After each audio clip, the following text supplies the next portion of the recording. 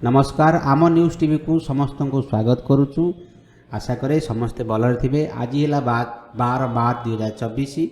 यही खबरटी है निजुक्ति उपरे बा चाकरी उपरे अच्छी खबरटी। भारतीय रेल चाकरी 10वीं पिला करें आवेदन दरमा 92,000 टंका।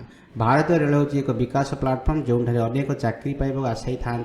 आपड़ जदि ये आशायी मान मध्य जड़े तेरे विलंब नक तुरंत आवेदन पर प्रस्तुत हूँ, कारण आरआरबी एने एक विज्ञप्ति प्रकाश करिछि। यही नियुक्ति प्रक्रिया टेक्नीशियन पदवी पूरण हेब। 10वीं पास पिला माने मध्य यार सुजोग नहीं पारे।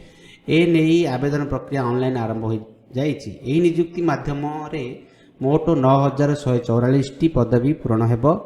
योग्य और आग्रही प्रार्थी माने आरआरबी रो ऑफिशियल वेबसाइट rrbbs.gov.in को जाई ऑनलाइन आवेदन करें। जो मैंने यार विज्ञप्ति देखा चाहती से माने यही link Indian railway RRB technician requirement apply online for 9144 post notification ऊपर क्लिक करी देखिपारे।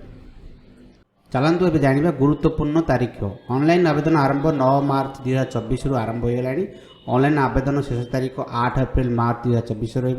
खाली पदवी है technician GR1 signal 1052 post, technician GR3 8,052 post रही। शिक्षागत योग्यता है 10वीं सहित संबंधी ट्रेड ITI किंबा PCM BSc BTech BE diploma engineering सहित विज्ञान द्वादश पास अधिक जानापी विज्ञप्ति देखूँ।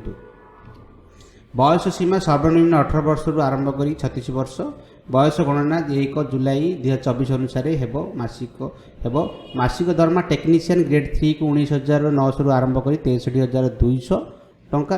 टेक्नीशियन ग्रेड 1 को सिग्नल को 29,200 आरंभ कर 52,300 टंका आवेदन रही। और आवेदन शुल्क साधारण वर्ग बा EWS बा OBC मानक 500 टंका और SC ST PWD महिला मानक 250 टंका रही। जदि आपन को यही निजुक्ति खबरटी भल लगी तो निश्चय आम चैनल को सब्सक्राइब करूँ आ शेयर करूँ। आमर बेल आइकन भी दबातु जहाँफल समस्त खबर ओडिशार खबर देश विदेश खबर और निजुक्ति खबर आपन अति सहजरे पाई पारिबे। नमस्ते, भलरे थांतु समस्ते। जय जगन्नाथ।